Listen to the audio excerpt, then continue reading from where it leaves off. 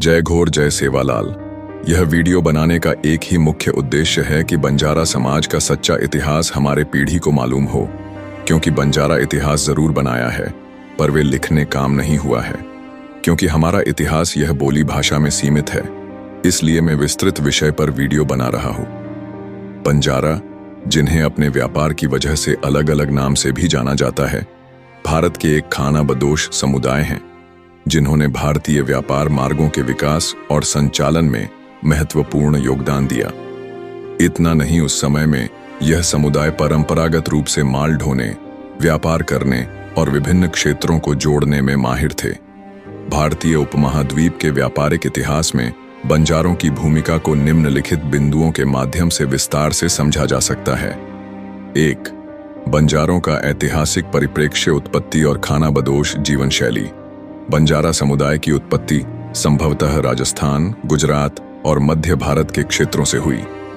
वे खानाबदोश जीवन जीते थे और अपने बैलगाड़ियों, जिन्हें टांडा कहा जाता था, के साथ लंबी दूरी की यात्राएं करते थे। उनकी गतिशीलता ने उन्हें व्यापार मार्गों के लिए आदर्श बनाया। मध्यकालीन भारत में भूमिका।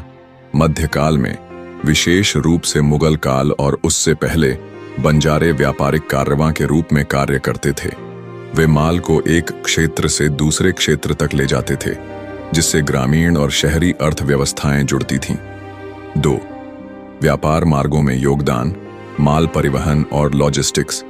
बंजारे भारत के प्राचीन और मध्यकालीन व्यापार मार्गों, जैसे दक्षिण भारत से उत्तर भारत को जोड़ने वाले मार्गों और ग्रैंड ट्रंक रोड के महत्वपूर्ण हिस्से थे। वे अनाज, नमक, कपड़ा, मसाले, कीमती पत्थर और यहां तक कि हथियारों जैसे सामानों को ढोते थे। उनकी बैलगाड़ियां भारी मात्रा में माल ले जाने में सक्षम थीं। क्षेत्रीय और अंतर्राष्ट्रीय व्यापार। बंजारे केवल स्थानीय व्यापार तक सीमित नहीं थे।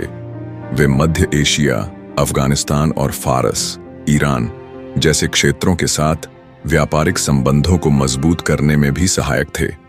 सिल्क रोड और अन्य अंतर्राष्ट्रीय मार्गों पर उनकी उपस्थिति देखी गई। ग्रामीण शहरी कनेक्टिविटी।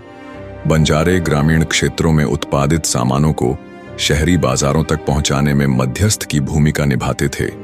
उदाहरण के लिए, वे दक्षिण भारत के मसालों को उत्तर भारत के बाजारों तक ले जाते थे। अगर आपको इस बारे विस्तृत जानने का काम करना है, ट्रेड एंड टंदा, इस किताब को आप पढ़ सकते हो। 3. सैन्य और रसद सहायता। मुगल और मराठा सेनाओं के साथ सहयोग। बंजारे सैन्य अभियानों में भी महत्वपूर्ण भूमिका निभाते थे। वे मुगल, मराठा और अन्य क्षेत्रीय शक्तियों की सेनाओं के लिए रसद और आपूर्ति प्रदान करते थे। युद्ध के दौरान अनाज, हथियार और अन्य सामग्री को एक स्थान से दूसरे स्थान तक ले जाने में उनकी विशेषज्ञता अमूल्य थी। सुरक्षा और संगठन। बंजारे अपने कारवां को संगठित और सुरक्षित रखने में कुशल थे। वे लंबी यात्राओं के दौरान लुटेरों और अन्य खतरों से निपटने के लिए तैयार रहते थे, जिससे व्यापार मार्गों की सुरक्षा में भी योगदान मिलता था। 4. सामाजिक और सांस्कृतिक योगदान। सांस्कृतिक आदान प्रदान। बंजारे विभिन्न क्षेत्रों के बीच यात्रा करते समय न केवल सामान, बल्कि संस्कृति, परंपराएं और विचार भी ले जाते थे। उनके गीत, नृत्य जैसे लेंगी नृत्य और कला ने विभिन्न समुदायों के बीच सांस्कृतिक मेलजोल को बढ़ावा दिया। बाजारों का विकास। बंजारों ने कई स्थानों पर अस्थायी बाजार, हाट स्थापित करने में मदद की, जो बाद में स्थायी व्यापारिक केंद्रों में विकसित हुए। ये बाजार स्थानीय अर्थव्यवस्था को बढ़ाने में महत्वपूर्ण थे। इस पहली शताब्दी में भारत का विश्व के जीडीपी में 32.9% हिस्सा रहा था। 11वीं सदी में भारत का विश्व के जीडीपी में 28.9% हिस्सा था। 16वीं सदी में भारत का विश्व के जीडीपी में 24.5% हिस्सा था। 17वीं सदी में भारत विश्व के जीडीपी में 22.6% हिस्सा था। 18वीं सदी में भारत विश्व के जीडीपी में 24.4% हिस्सा था। ईस्वी सन 1820 में भारत का जीडीपी 16% था और 1870 में जीडीपी और घट के 12.2% हो गया, जिसके बाद भारत का जीडीपी घटता ही रहा, जिससे यह प्रतीत होता है कि पहली शताब्दी से लेकर 16वीं शताब्दी तक भारत विश्व के आर्थिक महासत्ता का केंद्र था, जिसमें बंजारों का बहुत बड़ा योगदान दिखाई देता है। बंजारों में सार्थवाह, हेमू राठौड़, बल्लू राय, माईदास, हेमा हडाऊ, मनसुख भाई, लखी शाह बंजारा जैसे लोगों ने व्यापार करते हुए भारत का जीडीपी विश्व में पहले नंबर पर लाने में बहुत बड़ा योगदान दिया। 5. आधुनिक काल में बदलाव। औपनिवेशिक काल में प्रभाव। ब्रिटिश औपनिवेशिक काल में रेलवे और आधुनिक परिवहन के विकास ने बंजारों के पारंपरिक व्यापारिक कार्यों को प्रभावित किया। उनकी बैलगाड़ियों की मांग कम हुई, जिसके कारण कई बंजारे समुदायों ने खेती या अन्य व्यवसायों की ओर रुख किया। वर्तमान स्थिति। आज बंजारे मुख्य रूप से राजस्थान, गुजरात, मध्य प्रदेश, महाराष्ट्र और कर्नाटक जैसे राज्यों में बसे हुए हैं। हालांकि उनकी पारंपरिक खानाबदोश जीवन शैली पूरी तरह से वे कम चुकी है, फिर भी उनके द्वारा विकसित किए गए व्यापारिक मार्ग और नेटवर्क भारतीय अर्थव्यवस्था के इतिहास का एक महत्वपूर्ण हिस्सा हैं। 7. उदाहरण और ऐतिहासिक साक्ष्य। मुगल दस्तावेज।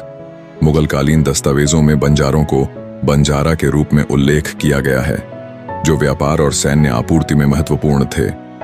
उदाहरण के लिए, औरंगजेब के दक्कन अभियानों में बंजारों ने अनाज आपूर्ति में महत्वपूर्ण भूमिका निभाई। स्थानीय कथाएं और लोक कथाएं। बंजारों की व्यापारिक यात्राओं और उनके साहस की कहानियां भारत के विभिन्न हिस्सों में लोक कथाओं और गीतों में पाई जाती हैं। 8. चुनौतियां और मान्यता की कमी। औपनिवेशिक नीतियों का प्रभाव।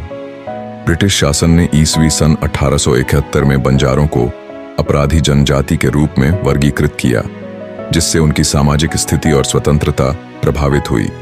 इससे उनकी व्यापारिक गतिविधियां भी सीमित हुईं। इस वजह से यह व्यवसाय पूरी तरह से ठप हुआ। आधुनिक उपेक्षा।